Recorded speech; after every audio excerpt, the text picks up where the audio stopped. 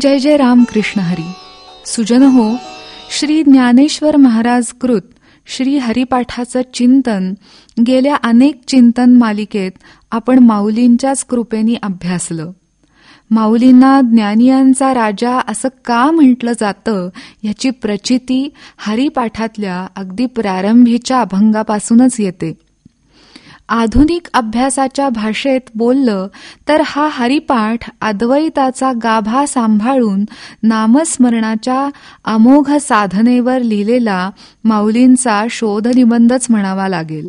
ज्ञानेश्वरी हा भगवद्गीतेवरचा त्यांचा ग्रंथ कदाचित अध्यात्म मार्गात बरीच प्रगती साधलेल्या एखाद्या उच्च कोटीच्या साधकालाच अधिक नीटपणाने स्वप्रयत्नातून समजू शकेल.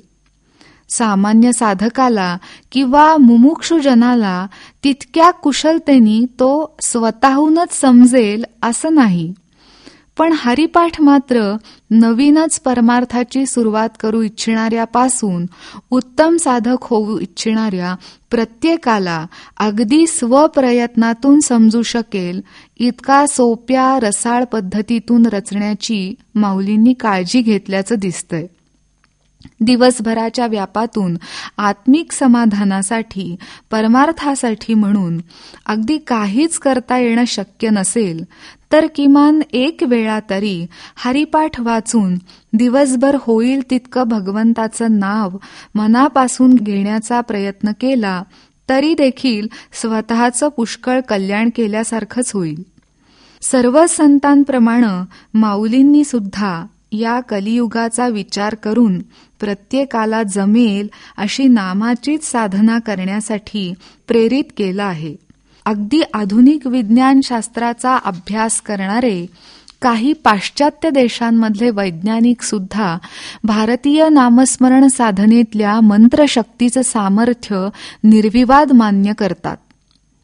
त्यांनी केलेल्या वैज्ञानिक प्रयोगांद्वारे निदर्शनास आलं आहे की दररोज केवळ 5 मिनिटं देखील मनाला संपूर्ण एकाग्र करून एकाच ठिकाणी बसून एकाच देवतेच्या एकाच नामाचा मंत्र सलग 6 महिने करत गेल्यास शरीरातल्या पेशींमध्ये निर्माण होणारी ऊर्जा शक्ती ही अधिक प्रभावी होऊन शरीर आणि मनाला पहिल्यापेक्षा जास्त निरोगी आणि सक्षम करते. श्रोते हो, खरोखर नामसाधनेचा हा वैज्ञानिक प्रयोग समजून तरी करून पाहायला काय हरकत आहे. मंत्रशास्त्रानुसार 1 ते 10 अक्षरांची संख्या असलेले मंत्र हे बीजमंत्र, त्यापुढे 20 अक्षर संख्येचे कर्तरी आणि 21 पेक्षा जास्त अक्षर संख्येचे मंत्र माला मंत्र असं समजलं जातं. यानुसार दासबोध, ज्ञानेश्वरी, हरिपाठ, एकनाथी भागवत इत्यादी संतरचित ग्रंथ हे मालामंत्रच आहेत.